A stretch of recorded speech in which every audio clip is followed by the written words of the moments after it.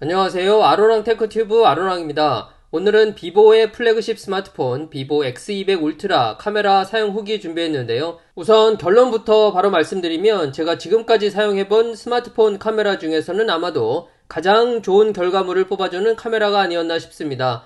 다른 휴대폰들과 비교했을 때 전체적으로 한 세대 이상 앞선 퀄리티를 보여줬기 때문에 솔직히 리뷰를 준비하면서도 좀 재미가 없었다고 할까요?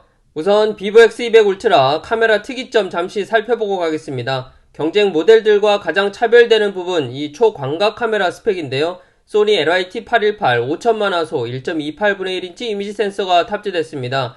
현재 기준으로 초광각 카메라 센서 중에서는 가장 큰 센서가 들어간 겁니다. 뿐만 아니라 초광각 카메라임에도 OIS를 지원하고 있어요. 한마디로 초광각 카메라 스펙은 현재 가장 좋다고 보시면 되겠습니다. 광각 카메라에는 1인치 센서가 아닌 초광각 카메라와 동일한 1.28분의 1인치 센서가 탑재됐는데요. 대신 아마도 휴대폰 카메라 중에서는 가장 진보한 자이스 렌즈 코팅 그리고 CIPA 5.0 등급의 손떨방을 지원합니다. 망원 카메라 스펙도 대단한데요. 이미지 센서 자체는 오포, 샤오미와 동일한 삼성 2억 화소 1.4분의 1인치 센서가 들어갔지만 더욱 개선된 자이스 아포 망원 렌즈 그리고 CIPA 5.0 등급 손떨방을 지원하는 OIS가 들어갔습니다. 우선 초광각 카메라 비교부터 보시겠습니다. 비교 모델은 갤럭시 S24 울트라, 아이폰 16 프로 맥스입니다. 비보 X200 울트라 초광각 카메라는 1.28분의 1인치 가장 큰 센서를 넣고 있는데요. 때문에 퀄리티도 가장 좋았습니다. 특히 안부 노이즈가 비교 모델 대비 상당히 좋은 편이었습니다. 그래서 비교적 깔끔한 이미지를 얻을 수 있었고요. 메인 광각 카메라 같은 경우 비보 X200 울트라가 환산 화각으로 35mm입니다. 다른 휴대폰들은 대부분 24mm 정도라서 따져보면 1.5배 망원 화각이 되거든요. 때문에 정확한 비교가 좀 어려운데 그래서 비보 같은 경우 다른 휴대폰과 화각을 맞추기 위해서 초광각 카메라를 크롭해서 24mm로 맞춘 상태로 테스트를 해봤습니다. 크롭 상태임에도 불구하고 다른 카메라들과 비교해서 디테일이나 선명한 정도의 차이가 바로 눈에 보일 정도인데요. 이 광학식 망원도 배율이 좀 다릅니다. 갤럭시는 3배 줌, 비보는 3.7배 줌, 애플은 5배 줌. 그래서 각각 이렇게 촬영을 해봤습니다. 일단 노이즈 차이가 가장 컸고요. 다음 선명한 정도, 역시 비보가 가장 좋은 결과물을 보여줬습니다. 다음은 모든 모델 10배 줌으로 디지털 줌이 되겠죠. 이 통일해서 한번 비교를 해봤는데요. 역시나 비보가 디테일이 가장 좋았습니다. 이게 제가 의도한 게 아니라 그냥 촬영해서 비교하면 이렇게 결과가 나오기 때문에 앞서 말씀드린 것처럼 좀 재미가 없었어요. 이 사진은 초광각 카메라, 비보는 5000만화소, 애플은 HEIF 최대로 촬영해봤는데요. 일부러 주변부 화질이 어떤지 봤는데 차이가 꽤 많이 나는 걸 확인할 수 있었습니다. 다음은 인물 모드로 촬영한 사진입니다. 갤럭시는 3배 줌, 비보는 3.7배 줌인데요.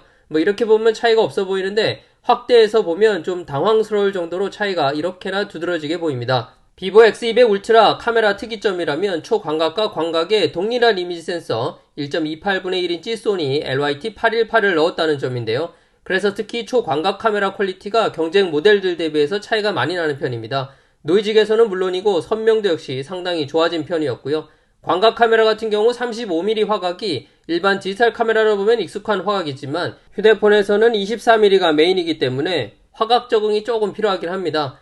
이 비보 광각 카메라 말씀드린 것처럼 1.28분의 1인치 센서인데요. 오포나 샤오미 같은 경우 1인치 센서가 들어가니까 사실 작은 편에 속한다고 볼 수 있는데 비보에서도 그런 약점을 보완하기 위해서 이미지 후보정을 위한 별도의 칩셋을 이번에 2개를 넣어서 그런지 결과물은 괜찮은 편이었습니다. 다른 휴대폰과 비교해보는 건 결과가 너무 뻔해서 이 똑딱이 중에서 요즘 가장 핫한 모델 1.4인치 센서를 넣은 캐논 파워샷 V1과 한번 비교해봤는데요.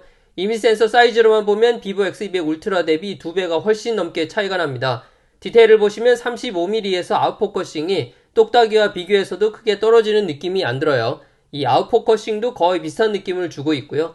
물론 하드웨어적으로 이미지 센서 사이즈 그리고 렌즈 등에서 오는 한계는 분명히 있습니다. 하지만 그 갭이 정말 많이 줄었기 때문에 사진만을 위해서 1.4인치 센서가 들어간 똑딱이를 따로 구입할 필요는 이제는 없지 않을까 싶습니다. 우리나라에서는 갤럭시 아니면 아이폰이라 그래도 똑딱이가 조금 더 좋은 선택이 될 수 있을지 모르겠지만 오늘 리뷰하는 비보 그리고 1인치 센서가 들어간 오포, 샤오미 플래그십 휴대폰 정도만 돼도 데일리 스냅용으로 1.4인치 센서의 똑딱이를 충분히 대체할 수 있는 상황이 온 것 같습니다. 제가 비보 X200 울트라 카메라를 사용하면서 놀란 부분, 동시에 가장 만족스러운 부분은 영상인데요. 과정을 조금 보태서 과거 안드로이드 휴대폰에서는 경험할 수 없었던 수준이었습니다. 초광각에서부터 망원까지 화질은 물론이고 특히 손떨방이 너무 좋아져서 어떤 상황이든 손각대로 대부분 커버가 되기 때문에 그게 굉장히 좋았던 것 같습니다. 대놓고 브이로그용으로 출시된 똑딱이 카메라 캐논 V1과 비교한 모습입니다. 비보는 85mm, 캐논은 아쉽게도 50mm가 최대인데요. 물론 보시는 것처럼 캐논 이미지 센서가 비보의 2배가 넘기 때문에 이미지를 확대해서 화각을 맞춰줄 수는 있습니다. 하지만 아무래도 확대한 이미지다 보니까 화질은 좀 떨어질 수밖에 없습니다. 때문에 가끔은 몰라도 늘 이렇게 확대해서 망원 효과를 보겠다 하는 것은 어렵지 않나 싶고요.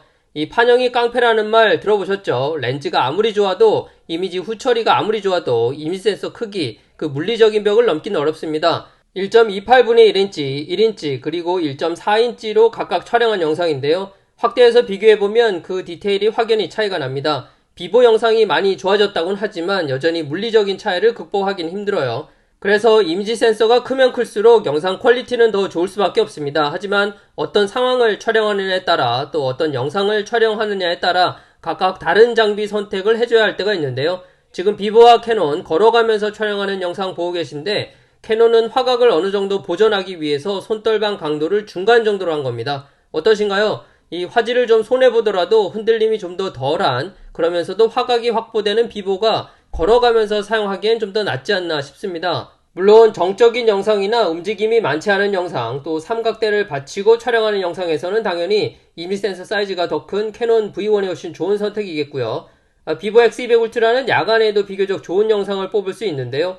다른 휴대폰과 비교해서는 압도적이라고 표현해도 될 정도입니다. 1.4인치 센서를 넣은 캐논 V1과 비교해서도 상당히 좋은 결과를 보여줍니다. 사실 이 영상에서 비보는 손떨방 옵션을 아예 끄고 촬영했는데 이 정도입니다. 물론 디테일하게만 보면 노출이나 노이즈 같은 것은 비보가 좋습니다만 개조라든지 선명도는 아무래도 판형이 더 큰 캐논이 좀 더 좋게 나옵니다. 그러면 휴대폰 동영상 최강자 아이폰과 비교해서 보면 어떤지. 참고로 이 영상에서 비보는 돌비 비전을 끄고 촬영해서 좀 밋밋하게 보일 수 있습니다. 손떨방도 현재 끈 상태고요. 이 아이폰 16 프로 맥스와 비교해서 정말 많이 따라왔다 생각이 드는데 디테일하게 보면 놀랍게도 미미하지만 비보가 좀 더 좋습니다. 안드로이드 휴대폰 동영상 퀄리티가 아이폰과 같거나 좋아진 것은 제가 지금까지 비교해본 안드로이드 휴대폰 중에서는 처음 있는 일입니다. 큰 이미지 센서를 넣고 손떨방을 향상시킨 게 주요하지 않았나 싶어요. 지금까지 쭉 좋았던 점만 말씀드린 것 같은데요. 단점 물론 없을 수가 없죠. 일단 화이트 밸런스가 좀 아쉽습니다. 필터마다 약간씩 차이가 있긴 하지만 전체적으로 따뜻한 느낌이 좀 듭니다. 영상에서도 마찬가지인데요. 물론 현장 느낌은 비보가 잘 담아냈는데 화이트 밸런스 정확도 자체는 아이폰이 더 좋기 때문에 이건 업데이트를 통해서 좀 고쳐질 수 있을지 모르겠어요. 두 번째, 손떨방을 위한 화각 손실이 여전합니다. 안드로이드 휴대폰 대부분 그렇지만 손떨방을 선택했을 때 화각이 좁아지는 모습 확인할 수 있는데요. 특히 울트라 손떨방을 선택하면 화각도 줄어들지만 해상도 역시 최고 2.8K로 제한이 걸립니다. 물론 다행히도 손떨방을 끄고 촬영해도 기본 손떨방 자체가 상당히 좋아졌기 때문에 카메라를 사용하면서 손떨방에 대한 스트레스는 거의 없었던 것 같아요. 세 번째는 인물 동영상 모드에서 사물에 적용하게 되면 제대로 안 먹힐 때가 종종 있습니다. 기본적으로 인물 동영상이라 인물에만 적용되는 게 당연한 거지만 가끔 이런 영상을 촬영할 때 좀 더 잘 됐으면 좋겠다. 물론 휴대폰 중에서는 퀄리티가 가장 좋긴 합니다만 아직은 좀 아쉽다 이런 생각이 듭니다. 네 번째는 성능과 별개로 후면 카메라 디자인이 커도 너무 큽니다. 이게 일반 렌즈 사이즈 67mm에 맞춰서 필터라든지 기타 렌즈 장착을 위해서 의도적으로 키운 사이즈인 건 이해하겠는데 카메라를 사용하지 않을 때, 그러니까 일반적으로 휴대폰을 사용할 때는 확실히 파지감도 그렇고 좀 부담되는 게 사실입니다. 다섯 번째는 화각 적응 문제라고 할까요? 저 같은 경우 매장 핸즈온 촬영이 꽤 많은 편인데 한 손으로 제품을 들고 한 손으로 촬영할 때 아무래도 35mm는 좀 타이트합니다. 아이폰은 24mm, 비보는 35mm, 야외에서도 은근 차이가 많이 나기 때문에 촬영할 때 거리감 적응이 좀 필요합니다. 35mm가 적응만 하면 말 그대로 전천후 화각인데요. 휴대폰 광각 화각에 익숙한 상황에서 보면 너무 망원처럼 느껴지기 때문에 적응이 쉽지 않다는 점. 마지막 여섯 번째, 광각 카메라 1인치 이미지 센서 미탑재 문제. 이건 비보의 어떤 전략적인 선택이었던 것으로 보이긴 합니다만 비용 문제로만 보면 1.28분의 인치 센서가 1인치 센서의 반값입니다. 추측컨대 광각의 1인치 센서를 빼는 대신 그 동일한 비용으로 두 개의 비교적 큰 센서를 초광각과 광각에 넣은 거죠. 그러면서 렌즈 코팅, OIS 그리고 이미지 프로세싱 칩셋을 두 개나 넣으면서 센서 사이즈에서 오는 약점을 보완해보자 그랬던 것 같아요. 보시는 사진은 AI 합성으로 맑은 하늘을 넣어본 건데요. 하늘 쪽은 그래도 제대로 표현이 되네요. 그리고 보시는 화면 녹화는 추가 망원 렌즈를 부착하고 최고 5400mm까지 디지털 줌 해본 건데요. 이미지 프로세싱을 거쳐서 이렇게 최종 사진이 나왔습니다. 그리고 이건 단점이라기보다는 호불호가 갈리는 부분 같은데 옵션이 너무 많습니다. 예를 들어 필터 같은 경우 기본 사진 모드에 있는 필터가 다르고 인물 사진 모드 필터가 또 다르고 하단을 눌러서 바로 들어가는 스트리트 촬영 모드 여기도 필터가 있는데요. 이게 또 다릅니다. 그리고 인물 사진 모드에 들어가면 필터뿐만 아니라 보케도 선택이 가능한데 자이스 렌즈들 특유의 렌즈 보케 효과가 대부분 지원되거든요. 그리고 인물 사진 모드에는 각 상황별 최적화된 촬영 모드도 제공하고 있는데 풍경, 길거리, 표준, 흑백 등등 해서 아니 뭐 옵션이 많은 건 좋은 게 맞습니다만 이게 많아도 너무 많으니까 직관적인 촬영에는 오히려 방해가 되지 않나 그런 생각이 들어요. 자, 이제 비보 X200 울트라 카메라 사용 후기 정리를 좀 해보겠습니다. 몇 가지 소소한 단점들 아주 없는 것은 아니지만 초광각부터 망원단까지 사진과 영상의 퀄리티가 고르게 모두 좋기 때문에 특히 손떨방이 경쟁 휴대폰들 대비 한 세대 이상 앞선 모습을 보여주고 있어서 전체적으로 상당히 만족스러웠다 말씀드릴 수 있겠습니다. 또 별도 사용 후기로도 말씀드린 바 있는 망원 렌즈 키트 요게 물건입니다. 저기 중간에 보이는 빨간색 건물 이 외벽에 글씨가 조그맣게 보이는데요. 중화 망원 렌즈 없이 휴대폰에서 최대로 당겨보면 화질을 보전하는 선에서 230mm가 적정선인데 추가 망원 렌즈를 부착하면 광학식 줌으로 최고 1600mm까지 요까지 촬영이 가능합니다. 혹시나 다시 한번 말씀드리지만 지금은 삼각대 없이 손으로 그냥 들고 촬영하고 있는 겁니다. 결과물은 뭐 아주 성공적이죠. 뭐 어떤 분들은 그거 거추장스럽고 키트도 별도 구입해야 하고 뭐 그리 대단한 일이냐 하실 수도 있지만 미러리스 같은 경우도 200mm에서 800mm 화각을 찍어내려면 바디와 렌즈, 돈도 많이 들어갈 뿐만 아니라 무엇보다 부피가 엄청 커집니다. 경우에 따라서는 모노포트도 준비해야 하고요.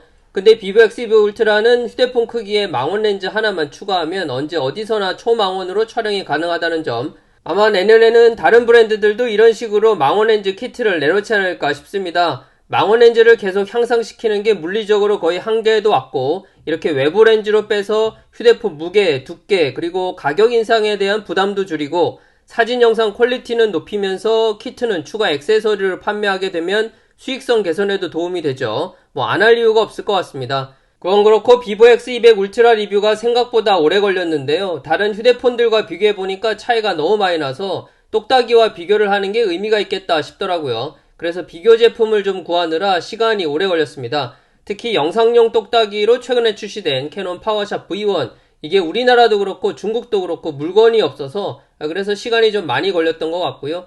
그리고 망원 렌즈 키트도 5월 말이나 돼서야 구입할 수 있는 상황이었기 때문에 다른 휴대폰들과 비교해서 카메라를 훨씬 많이 사용해보고 후기를 올리게 됐습니다. 전 지금까지 길거리 영상 찍을 때 아이폰을 주로 사용해 왔었는데요. 요즘은 대부분 비보로 촬영하고 있습니다. 보시는 것처럼 뭐 걸어가면서 촬영할 때 너무 좋고요. 제품 이미지 컷 찍을 때도 망원 카메라 너무 편하고 인물 동영상 모드도 꽤 괜찮게 나오기 때문에 잘 써먹고 있습니다. 또 추가 망원 렌즈 붙여가지고 이런 영상 촬영하는 재미가 쏠쏠해서 뭐 당분간 아이폰을 대체해서 거의 메인으로 사용하지 않을까 싶네요. 마지막으로 스냅용 카메라로 인기가 많았던 똑딱이죠. 리코 GR2와 색감이 어떨까 한번 비교해봤습니다. 리코 GR2의 포지티브 필름 효과는 매니아층이 있을 정도로 인기가 있는 색감이었는데요. 마침 비보에도 네거티브 필름 효과가 있어서 어떤 차이가 있을까 찍어봤습니다.